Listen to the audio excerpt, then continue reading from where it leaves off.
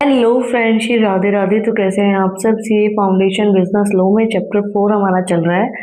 पिछली जो हमारी वीडियो थी उसके अंदर हमने कंप्लीट किया था कि क्या क्या ड्यूटीज होती हैं एक पार्टनर की फर्म के प्रति। तो अगर आपने वो वीडियो नहीं देखी है तो जो उसका लिंक है वो डिस्क्रिप्शन में है, आप लोग जाके चेक कर सकते हैं। आज हम कवर करेंगे what is reconstitution of a firm, sorry, of a partnership. Reconstitution of a partnership refers to the legal and structural change in the partnership firm that arise from modification in the agreement among partners.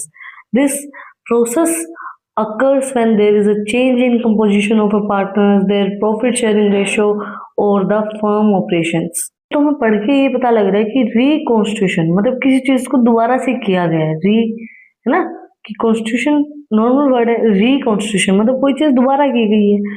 तो partnership firm के अंदर reconstitution कब होता है? Legal structural changes जब partnership firm में किए जाएं, मतलब जो आपका पार्टनरशिप फर्म है उसके अंदर एग्रीमेंट जो आपका है, मतलब जो पार्टनरशिप डीड है उसके अंदर कोई चीज मॉडिफाई की गई है, कोई चीज चेंज की गई है, तो रिकॉन्स्टिट्यूशन ऑफ पार्टनरशिप होता है। जैसे कि प्रॉफिट शेयरिंग रेशो चेंज हो रहा है, फर्म में कोई चीजें चेंज की गई हैं, नया पार्टनर एंटर हुआ है, तब रिकॉन्स्टिट्यूशन ऑफ अ पार्टनरशिप होता है। In essence, reconstitution of a partnership firm is required whenever the terms of the original partnership deed are alterated, leading to formation of a new agreement while maintaining the firm extensions. Reconstitution of partnership firm जो required होता है जब original जो आपकी partnership deed है वो alter की जा रही है, मतलब जो पार्टनरशिप डीड है, जो आपका एग्रीमेंट है, वो दोबारा से फॉर्मेट किया जा रहा है, दोबारा से एग्रीमेंट के अंदर चीजें मेंटेन की जा रही है, जो एग्जिस्टेंस है वो चीजें चेंज की जा रही है। उस पार्टनरशिप डीड के अंदर चीजें चेंज हो रही है, कोई नया पार्टनर एंटर हो रहा है, या प्रॉफिट शेयरिंग चेंज हो रहा है, कैपिटल किसी ने ज्यादा इन्वेस्ट कर दिया एक पार्टनर ने, तो उस टाइम पे reconstitution of a partnership firm required रहता है। की features of reconstitution of a partnership firm, क्या क्या फीचर्स रहेंगी? Preservation of the firms existence, reconstitution doesn't dissolve the firm but ensure its continuity under a modified agreement. Reconstitution का मतलब ये नहीं होता है कि आपकी फर्म डिसोल्व हो रही है तो अब हम रिकॉन्स्टिट्यूशन कर रहे हैं, दोबारा से कोई चीज चेंज कर रहे हैं, नहीं। ये बताता है कि कंटिन्यू चल रही है फर्म, तो कंटिन्यू चल रही है बट एग्रीमेंट मॉडिफाई किया गया है, एग्रीमेंट को चेंज किया गया है। जैसे कि रिकॉन्स्टिट्यूशन का बहुत अच्छा एक एग्जांपल है, अब आपका घर बना हुआ है, अब दिवाली पे बहुत से लोगों ने क्या किया है, उसको रिनोवेट किया है। रिनोवेट का मतलब क्या होता है कि आपने घर चेंज थोड़ी किया है ना, घर बदला नहीं। रिनोवेट का मतलब कि उसके अंदर कुछ चीजें चेंज की हैं, मतलब पेंट करवाया है, कोई चीजें चेंज करवाई हैं, कहीं पे कोई दिक्कत थी वो चीज चेंज करवाई। उसी तरीके से एग्रीमेंट के अंदर होता है कि एग्रीमेंट मॉडिफाई किया गया है, डिसोल्व नहीं हुई है फर्म, एग्रीमेंट को मॉडिफाई करवाया गया है। Formation of a new partnership deed, the original deed become void and a new agreement reflecting the revised terms in created. नई पार्टनरशिप डीड मतलब पहले वाले को वॉइड करके नई बनाई जाती है एंड लीगल बाइंडिंग होती है। The reconstitution must comply with the Indian Partnership Act 1932 और similarly governing laws ensuring the change are legally enforceable. जो भी चेंजेस किए गए हैं पार्टनरशिप डीड के अंदर वो लीगली हो, इंडियन पार्टनरशिप एक्ट 1932 के अकॉर्डिंगली हो, मतलब लीगल बाइंडिंग हो। Impact on rights and liabilities, mutual rights, duties and liabilities among partners में change as per the new agreement. जो भी म्यूचुअल राइट्स हैं, ड्यूटीज एंड लायबिलिटी वो चेंज हो सकती है नए एग्रीमेंट के अकॉर्डिंगली। नया एग्रीमेंट बनेगा तो कुछ चीजें उसके अंदर चेंज होंगी, तो राइट्स, ड्यूटीज एंड लायबिलिटीज भी चेंज हो सकती हैं। Course of reconstitution of a partnership firm. Reconstitution can occur under several circumstances. Each mode has a distinct characteristics and legal implementations. देखो बहुत से रिकॉन्स्टिट्यूशन के मोड हो सकते हैं, बहुत से सर्कमस्टांसेस में हो सकता है, तो कुछ हमें मोड दिए गए। फर्स्ट वो change in profit sharing ratio, when partners agree to alter their respective share of profit and losses, the partnership firm is reconstituted. There is required mutual consent of all partners, drafting a new partnership deed outlining the revised profit sharing ratio.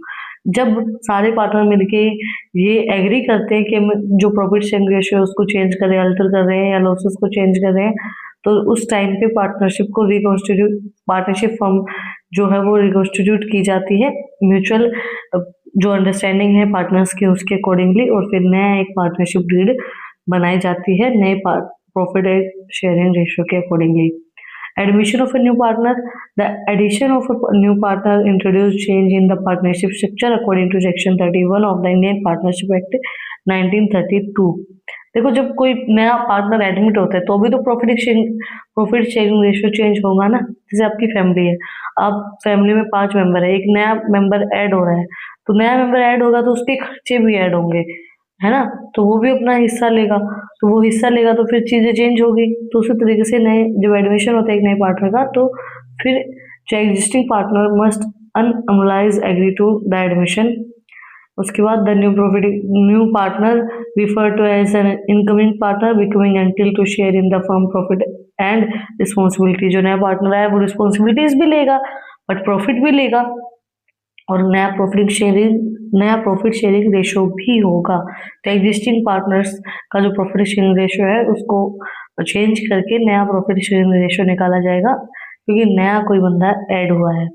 Retirement of A partner, retirement हो रहा है तब भी, अब कोई बंदा चला गया है तो वो भी कोई हिस्सा ले रहा होगा, वो हिस्सा ले रहा होगा तो वो जो उसका हिस्सा कौन लेगा, वो किस तरीके से डिवाइड होगा, तब भी रिकॉन्स्टिट्यूशन किया जाता है पार्टनरशिप का। A partner may choose to retire due to personal, professional, or health reasons. Section 32 of the Indian Partnership Act governs retirement and stipulates that retirement must align with the partnership agreement to receive the consent of a remaining partner. Retirement किसी भी reason से ली जा सकती है, भाई personal reason है उस इंसान का, प्रोफेशनल रीजन है, हेल्थ इशू है, तो वो रिटायरमेंट ले सकता है सेक्शन 32 इंडियन पार्टनरशिप एक्ट के अकॉर्डिंगली। रिटायरमेंट के बाद जो भी उसको रिटायरमेंट में बेनिफिट्स मिलेंगे, जो भी रिमेनिंग पार्टनर बच जाएंगे उसके बीच में जो है एग्रीमेंट हो जाएगा, रिटायरमेंट के बेनिफिट्स रिटायरमेंट पार्टनर को मिल जाएंगे। The retirement partner liability and share of profit must be settled. जो रिटायरमेंट पार्टनर है उसकी जो प्रॉफिट है और जो भी उसके लायबिलिटीज है वो शेयर की जाएंगे, सेटल किए जाएंगे। The firm continue with the remaining partner under a revised agreement. जो फर्म है वो कंटिन्यू करेगी पार्टनरशिप को, फर्म को कंटिन्यू करेगी जो नया एग्रीमेंट आया है, रिव्यूज्ड एग्रीमेंट जो आया है उसके अकॉर्डिंगली।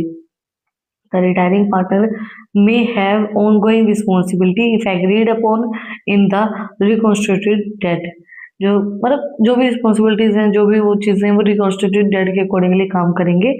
डेथ और इंसॉल्वेंसी ऑफ अ पार्टनर। अब डेथ जो है वो हमारे हाथ में नहीं है, वो किसी के हाथ में नहीं है, तो डेथ हो गई है तब एक बंदा तो चला ही गया है ना, चाहे कोई भी चीज किसी भी रीजन से गया है, या इंसॉल्वेंट हो गए, दिवालिया हो गए हैं, तो उस टाइम पे भी रिकॉन्स्टिट्यूशन ऑफ अ पार्टनरशिप होता है। डेथ और insolvency of a partner accumulated trigger the reconstitution of a partnership firm. Death हो गई है तो the deceased partner legally heir and until to the settlement of the share of profit and assets. जो deceased partner उसकी profit and जो भी liabilities उनको share किया जाएगा, सेटल डाउन किया जाएगा। And insolvency partner cases to be part of the firm and outlined section 32 of the Indian Partnership Act. In both cases the remaining partner must decide whether to continue the firm or dissolve it. देखो, इन दोनों ही case में अगर किसी partner की death हो गई है या कोई भी पार्टनर इंसॉल्वेंट हो गया, मतलब दिवालिया हो गया, उसके पास पैसा नहीं है फर्म को लगाने के लिए, तो दोनों ही केसेस में पार्टनर्स की रिस्पॉन्सिबिलिटी बनती है कि वो चाहेंगे तो पार्टनरशिप को कंटिन्यू कर सकते हैं, वो नहीं चाहते तो वो पार्टनरशिप को डिसॉल्व कर सकते हैं। Exploitations of a partner may be exploited for valid reasons such as misconduct or breach of a partnership deed. Section 32 of Indian Partnership Act states that partners जो है उनको वैलिड रीजन नहीं दिया गया, मतलब कोई जो पार्टनरशिप डीड है उसके अंदर गलत चीजें शो की गई हैं, मिसकंडक्ट की गई हैं, चीज नहीं वो शो की गई है, तो उस टाइम पे भी नया रिकॉन्स्टिट्यूशन हो सकता है पार्टनरशिप जो हमारी एग्रीमेंट है उसका, पार्टनरशिप डीड का। Explosions must be carried out in the good faith and in accordance with the partnership agreement in exploited partners liability case for the future transactions but remaining for those made during their tenure. Exploitation जो है वो carry किया जाता है good faith के according भी, and the मतलब exploitation तभी होता है जब आप किसी के ऊपर फेथ करके चलते हो। जब आप ट्रस्ट ही नहीं करोगे तो आपके साथ धोखा कैसे होगा? धोखा तभी होगा ना जब ट्रस्ट करके चलोगे। एंड द एक्सप्लोइटेड पार्टनर्स जो है उसकी लायबिलिटीज जो है वो फ्यूचर ट्रांजेक्शन के अकॉर्डिंग हो जाएंगी, बट जो रिमेनिंग रहेगा वो चलता रहेगा ड्यूरिंग द टेन्योर, जो काम चल रहा है उसके अकॉर्डिंग चलता रहेगा। पता नहीं भाई, कम से कम 10 दिन हो गए मुझे परेशान होते हुए, मेरे गले में ना, गले से नीचे कफ हो रखा है और हर तरीके की दवाई ट्राई कर ली, हर चीज ट्राई कर ली, कुछ ठीक नहीं हो रहा। और बिल्कुल मतलब सांस लेने में कई बार दिक्कत होने लग जाती है। तो किसी को कोई घरेलू इलाज कोई भी कुछ पता हो तो प्लीज़ कमेंट में मुझे बताना। सच में बहुत परेशान हो गई हूँ मैं इस चीज़ से। बट मुझे ये होता है कि भाई आप लोगों को कंटिन्यू रखना है, आप लोगों की जो वीडियोज़ हैं, जो भी आपका सिलेबस है वो मिस नहीं होना चाहिए, इसलिए मैं उस चीज़ को कंटिन्यू रखती हूँ। बट अगर किसी को कुछ पता हो तो ज़रूर मुझे कमेंट में बताना। और एक चीज़ मैं आपको सजेस्ट करूँगी, अब पता है जैसे बहुत से लोग ऐसे होते हैं जो शादी करते हैं और वो ये चाहते हैं कि हमारी लाइफ में 1% भी चेंज ना आए। अब हम पार्टनरशिप की बात करें, पार्टनरशिप में कोई बंदा जा रहा है या कोई बंदा आ रहा है, कोई बंदे की डेथ हो रही है, चेंज तो आ रहा है ना? कोई बंदा आएगा तो भी चेंज आएगा, कोई बंदा जाएगा तो भी चेंज आएगा, कोई बंदा अगर किसी की डेथ हो गई तो भी वो चेंज आएगा। तो जब आपकी लाइफ में कोई इंसान आ रहा है, तो अच्छा या बुरा, कोई भी इंसान है, आपकी लाइफ को चेंज करेगा, आपकी लाइफ में थोड़ा बहुत चेंज तो आएगा। लोग क्या होते हैं कि अड़ के बैठ जाते हैं खुद से लोग कि हमें चेंज होना ही नहीं है, चाहे कुछ भी हो। भाई चेंज अच्छे के लिए भी हो सकता है आपके, ऐसा नहीं होता कि हर चेंज बुरे के लिए होता है, चेंज अच्छे के लिए भी होते हैं। तो चेंज ज़रूरी है और मेरा ये मानना है कि इंसान को अपनी लाइफ में कुछ ना कुछ डेली बेसिस पे सीखते रहना चाहिए। अगर वो कुछ सीख नहीं रहा है, कोई नई चीज़ उसकी ज़िंदगी में नहीं हो रही है, तो उसका ज़िंदगी जीने का कोई फ़ायदा नहीं है। That's it for today. आपको मैंने आज जी कॉन्स्टिट्यूशन ऑफ पार्टनरशिप करवाया है। अगर आपको कुछ भी डाउट है, कुछ भी पूछना है तो कमेंट में मुझसे पूछ सकते हैं। और अगर आपको इन टॉपिक्स की पीडीएफ चाहिए तो टेलीग्राम चैनल का लिंक भी डिस्क्रिप्शन में जाके आप लोग मुझे फॉलो कर सकते हैं। अच्छी अच्छी रील्स के लिए इंस्टाग्राम चैनल का लिंक डिस्क्रिप्शन में है। नेक्स्ट हमारी वीडियो के अंदर हम पार्टनरशिप रजिस्ट्रेशन का टॉपिक कवर करेंगे।